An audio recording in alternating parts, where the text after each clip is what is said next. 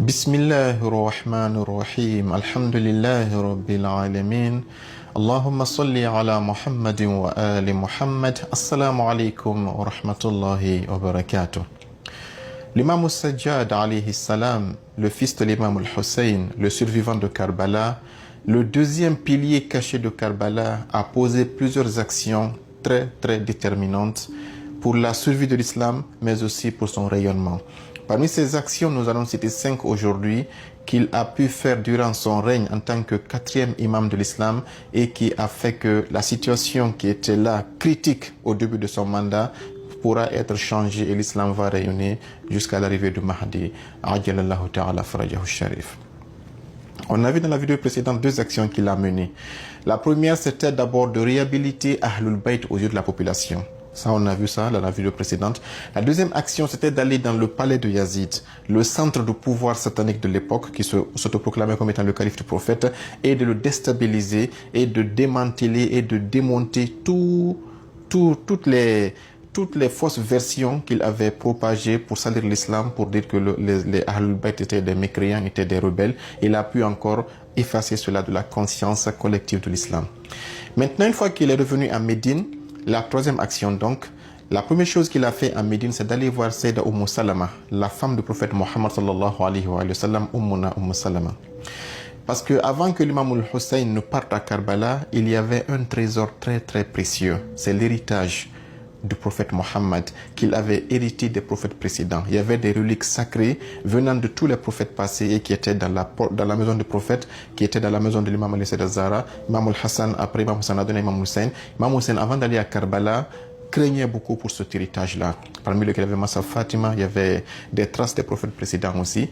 Et donc, Imam Hussein a appelé Sayyidah Salama en cachette et lui a dit, voilà ce qu'on appelle l'héritage du prophète Mohammed sallallahu alayhi wa sallam. Si je porte ça à Karbala, ces gens-là n'hésiteront pas à dilapider ce précieux héritage. Il a confié cela en cachette à cette femme et il a dit, après Karbala, mon héritier reviendra et quand il te réclamera cet héritage, donne-le lui.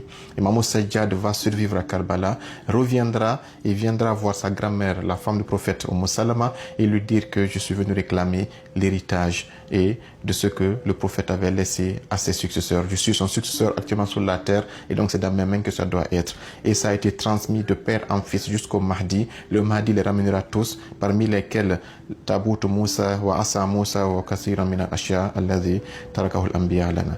Ça c'est la troisième chose qu'il a faite. La quatrième chose qu'il a faite après avoir récupéré cela, c'était de garder la flamme de Karbala intacte. C'est-à-dire qu'il savait que Karbala était l'énergie la plus puissante qui a été faite pour préserver l'islam. Donc lui aussi, il a arrosé cette flamme-là. Il n'a pas voulu que ce qui s'est passé à Karbala soit éteint parce que le pouvoir voulait éteindre cela. Lui, il a fait ce qu'on appelle une information qui était à contre-courant, mais qui a pu marcher. Et comme il était surveillé, comme on l'a vu, il était menacé, il était surveillé, il était le seul survivant qui menaçait le pouvoir, il a trouvé une stratégie très intelligente. Il ne ressemblait pas les gens comme ce que Sayyidah Zainab faisait, on le verra ça après, les femmes pouvaient se rassembler pour pleurer Hussein, mais lui, l'imam Sajjad, il a pris l'imam al-Hussein et il a ordinarisé le cas de l'imam Hussein. Autrement dit, il a fait que le cas de l'imam Hussein se mélange avec la vie quotidienne des gens. Quand quelqu'un lui apportait de l'eau à boire, il regardait l'eau et puis il pleurait. On dit, mais l'imam, il y a quoi? Il dit, je me souviens que mon père a été égorgé alors qu'il avait une soif de 3 jours. Ça, c'est une façon intelligente. Aucun ne pouvait l'espionner, aucun espion ne pouvait venir le condamner pour ça, parce qu'il a parlé de Karbala.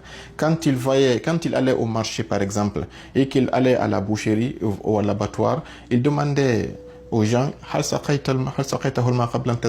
avant d'égorger ce mouton, avant d'égorger ce poulet, avant d'égorger cette vache, l'avez-vous donné à boire? Il disait, mais nous sommes des Arabes, nous ne pouvons pas égorger un animal sans lui donner de l'eau à boire. Il dit, vous êtes vraiment mieux que ceux qui ont tué mon père à Karbala. Mon père à Karbala, il a été privé de l'eau avec ses enfants jusqu'à son fils de 6 mois. Ils ont tous été égorgés alors qu'ils avaient soif. Donc il pleurait, il faisait pleurer tout le marché. Ça, c'était une stratégie intelligente avec laquelle il a gardé la femme de Karbala. Quand il rencontrait un étranger, parce qu'il connaissait la ville, il disait, mais tu sembles être un étranger. Il dit oui. Il dit, quand il parle. Il dit, est-ce que dans l'éventualité où tu allais mourir ici, as-tu peur de mourir en tant que gharib? Il dit non. Comment est-ce que si je meurs, si je suis étranger, c'est vrai, mais je suis dans une ville musulmane, les gens vont s'occuper de mon corps. Il dit, toi, tu es plus intelligent que ceux qui ont tué mon père. Mon père, Al-Hussein, a été tué à Karbala et son corps a été abandonné 3 jours alors que 100 têtes dénudées et des chevaux ont broyé tout son corps, etc., etc. Un jour, Jabir viendra lui dire, oh fils du prophète, arrête de pleurer, tu vas te détruire.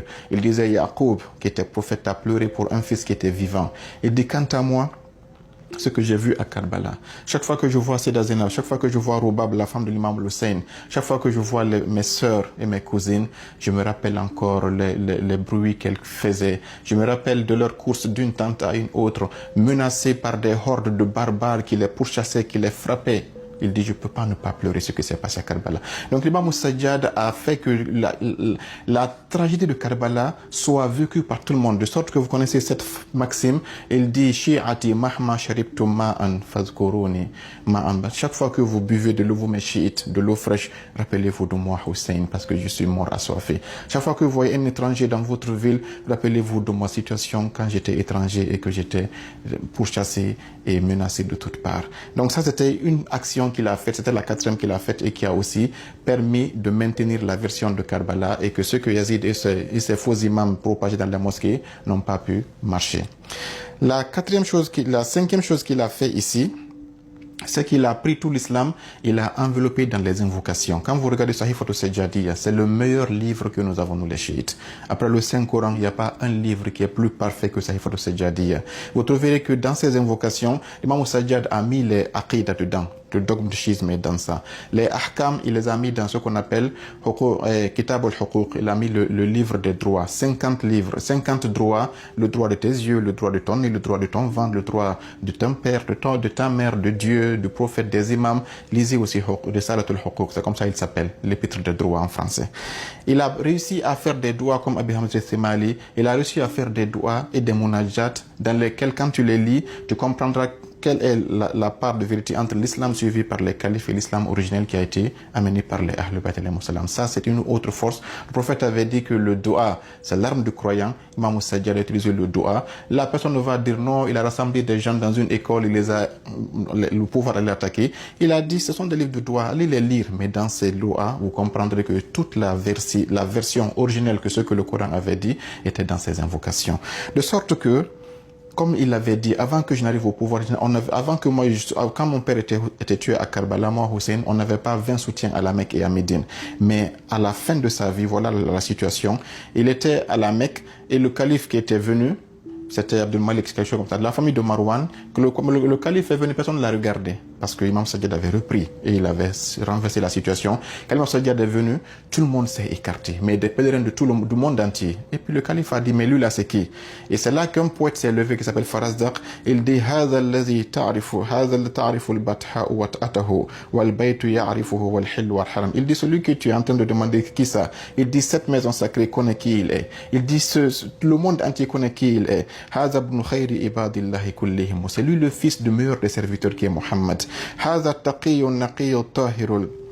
C'est lui qui est le pur, toi tu n'es pas pur, toi le calife. C'est lui qui est le craintif d'Allah, toi tu n'es pas craintif. C'est lui qui est le fils de Fatima. Lui que vous avez voulu dire qu'il était rebelle. Voilà que le poète dit à la Mecque, devant tout le monde. Vous imaginez le nombre de visiteurs à la Mecque. En plein pèlerinage, le calife qui était le président de la communauté voulait être honoré, mais le poète l'a rabaissé. Imam Sajjad était remis à sa place.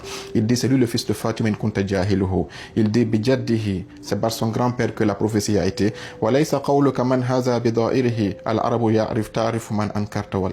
Celui que tu fais semblant d'ignorer, toi le calife là, les Arabes le connaissent, les non-Arabes le connaissent, la communauté entière le connaît. Voilà l'imam Sajjad qui était ignoré, on le crachait dessus quand son père était tué à Karbala, après 34 ans. Voilà que devant le calife de l'islam, les gens à la Mecque, les pèlerins, le mettaient en avance et bousculaient le calife pour qu'il quitte afin que l'imam Sajjad puisse aller à la Mecque et faire toucher la pierre noire et faire ce qu'on appelle son tawaf sans aucun dérangement. Ça, c'est l'imam Sajjad alayhi salam. C'est pour nous dire que si l'imam al-Baqir est venu par après, il a trouvé un terrain à planer pour créer la Hawza. Si l'imam al-Sadiq est venu par après et il a créé ce qu'on appelle le fiqh Jafarit, c'est parce que l'imam Sajjad, pendant ces 34 années, il n'a ni été tué, il n'a ni été emprisonné, c'était vraiment d'une intelligence extraordinaire. Imam Hussein alayhi salam est le second pilier caché de Karbala. C'est grâce à lui que la flamme n'a pas été éteinte et que l'islam a été préparé pour les futurs imams. Walhamdulillah.